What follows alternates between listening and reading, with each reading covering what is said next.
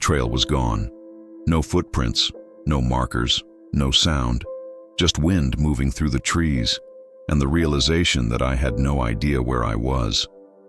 I spun around, looking for something familiar, anything, but every direction looked the same. Dense forest, steep slopes, shadows stretching long in the fading afternoon light. My phone had no signal. My map was useless without knowing where I stood. And for the first time in my 43 years, I understood what it meant to be truly lost. Not just geographically, but completely. This is Good Stories Today. Subscribe and turn on notifications. Chapter 1. Why I was there. My name is Robert. I'm 43. I live in Portland. I work in tech, product management, endless meetings, constant noise. And about 6 months ago, I started feeling like I couldn't think clearly anymore. Not because I was sick, not because something was wrong, just cluttered. My mind felt like a browser with 100 tabs open, all running at once, draining the battery. I needed quiet. I needed space. I needed to get away. So I drove 3 hours east to the Cascade Mountains and found a trail I'd never hiked before. Nothing extreme, just a day hike. 12 miles, moderate difficulty. I'd done harder trails. I'd backpacked for weeks in my 20s. I wasn't worried. I started early. The trailhead was empty, just me and the forest. The first few miles were perfect. Cool air, morning light filtering through the pines, the sound of my boots on the dirt path, no phone calls, no emails, no noise, just breath. It felt like the first real breath I'd taken in months. I thought, this is exactly what I needed. I was looking for silence. I didn't realize how heavy silence could be. Chapter 2. The detour around mile 5. The trail curved sharply to the left, following a ridge. But I noticed something off to the right, a clearing through the trees, sunlight breaking through. And I thought, I wonder what's over there. The map showed the trail looping back eventually. If I cut across, I could probably save half a mile, maybe more. It wasn't reckless, just efficient. I'd done it before on other trails.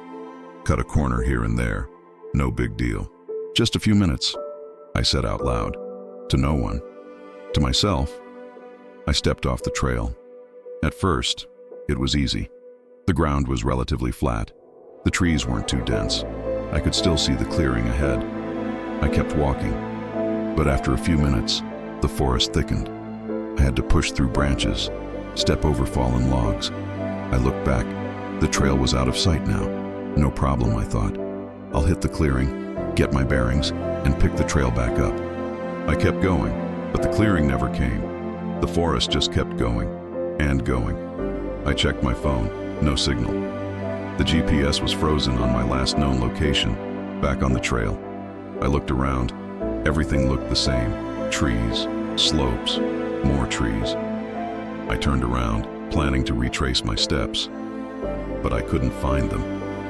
The forest floor was covered in pine needles and moss. No footprints, no broken branches marking my path.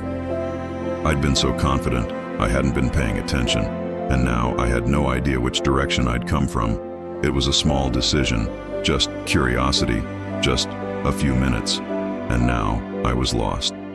Chapter 3. Losing the reference point. I tried to stay calm. Okay, I thought, the trail is east. I came from the west. If I head west, I'll hit it eventually. But which way was west? I looked at the sun. It was past noon, so it was somewhere in the western sky. But the trees were so thick, I could barely see it. I picked a direction that felt right and started walking. After 20 minutes, nothing looked familiar. I climbed a small ridge, hoping to see something, a road, a clearing, the trail. But all I saw was more forest, miles and miles of it, stretching in every direction. My chest tightened. I checked my phone again. Still no signal.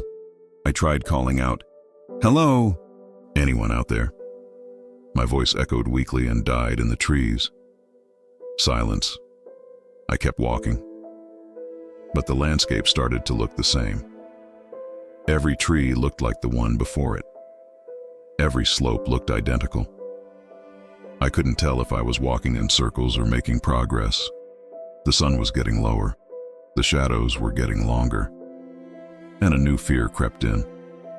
What if I'm still out here when it gets dark? I tried to push the thought away, tried to focus. But the silence was overwhelming. No birds, no wind, just the sound of my own footsteps and my breathing. The forest felt indifferent, like it didn't care whether I made it out or not. And that terrified me. The silence wasn't peaceful anymore. It was suffocating. Chapter 4. Mental collapse. I don't know when the panic started. It came gradually, like water slowly rising. At first, it was just unease, then worry, then fear, and then, all at once, it was full-blown panic. I'm lost. I'm actually lost, and no one knows where I am. I hadn't told anyone where I was going. I'd just left. My ex-wife wouldn't notice. We barely spoke anymore. My co-workers would assume I was taking a personal day. My friends, I hadn't seen most of them in months. Who would even look for me?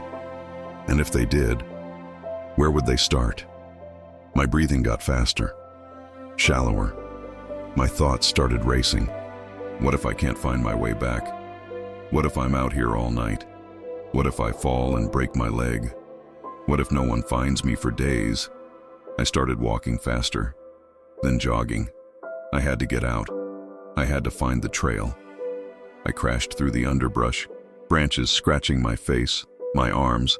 I stumbled on a root, nearly fell, caught myself. Keep moving, but I had no idea where I was going. I was just running, and then I tripped. My foot caught on something, a rock, a log, I don't know, and I went down hard. I hit the ground, rolled, slid down a small embankment. When I stopped, I was lying on my back, staring up at the trees.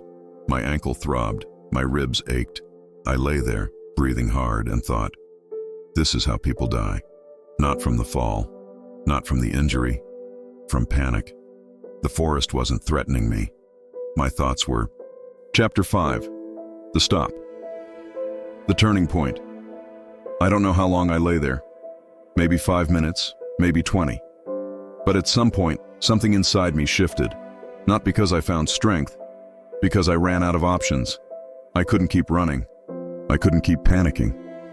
I was exhausted, hurt, lost, and I had to accept it. I sat up slowly, tested my ankle. It hurt, but it wasn't broken. I looked around. I was at the bottom of a small ravine, trees all around, no trail in sight. But I wasn't moving anymore. And in that stillness, something changed. The panic stopped. Not because the fear went away, but because I stopped feeding it. I took a breath, a real breath, deep, slow, in, hold, out, hold, again, and again. My heart rate started to slow. My thoughts started to clear. I looked up at the sky through the trees. The sun was still visible, getting lower. I had maybe 2 hours of daylight left. I couldn't afford to waste it running in circles. I needed to think. And then, quietly, I prayed. Not a formal prayer. Not words I'd rehearsed. Just honest. God, I don't know where I am, and I don't know how to get out. I'm scared, and I'm alone. And I feel stupid for getting myself into this, but I need help, not to be rescued. Just to think clearly, please. Just help me stay calm. I sat there for a few more minutes, and slowly the noise in my head got quieter. The panic was still there. The fear was still there, but it wasn't controlling me anymore. I could think. I realized I didn't need to move fast. I needed to think clearly. Chapter 6. Conscious decisions. I stood up carefully, tested my ankle again. It hurt, but I could walk. Okay, I thought. What do I know? I know the trail is somewhere to the west. I know I've been walking for hours, so I can't be that far from it. I know the sun sets in the west. So if I follow the sun, slowly, carefully, I should eventually hit the trail. or at least get closer. I started walking again, but this time I wasn't running. I wasn't panicking. I was deliberate. Every few minutes, I'd stop and mark a tree with a rock, scratching a line in the bark. That way, if I ended up going in circles, I'd know. I listened for sounds. Water, cars, voices. Nothing yet.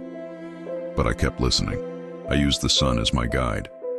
It was getting lower, casting long shadows through the trees, but I could see it, and I followed it.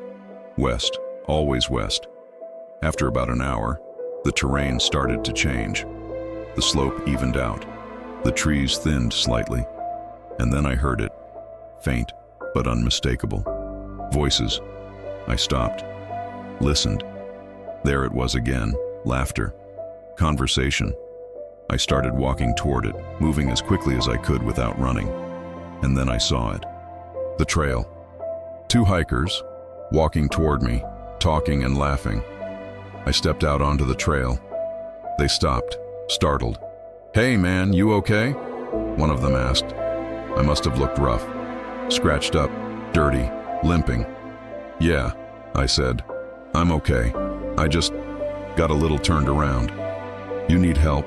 You need water?" "No, I'm good. I know where I am now." They nodded, still looking concerned, but they kept walking. And I stood there on the trail, looking back at the forest. I'd made it, not through heroism, not through strength, through humility, through calm, through small, conscious decisions. Conclusion: what changed? I finished the hike, made it back to my car, drove home. When I got back to my apartment, I sat on the couch and just breathed.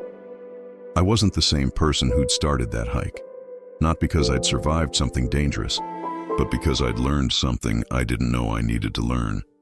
I'd spent my whole life thinking that moving fast meant moving forward, that confidence meant having all the answers, that being lost was a failure.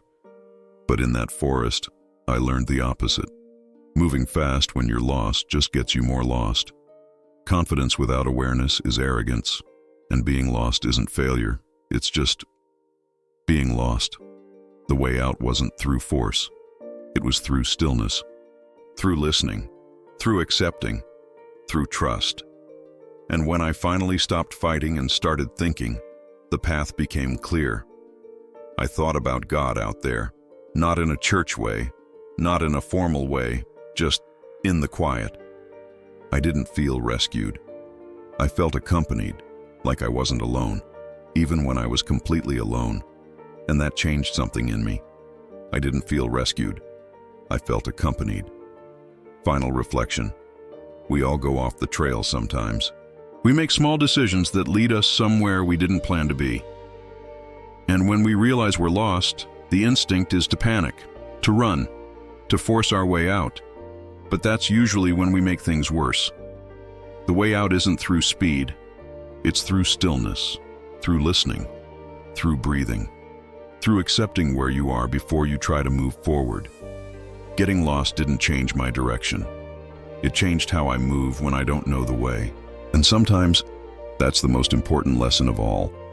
If this story resonated with you, subscribe to Good Stories today for more human stories about fear, faith, and finding your way, even when you're lost. Thanks for listening, and remember, it's okay to not know where you're going, as long as you know how to be present where you are. See you in the next story.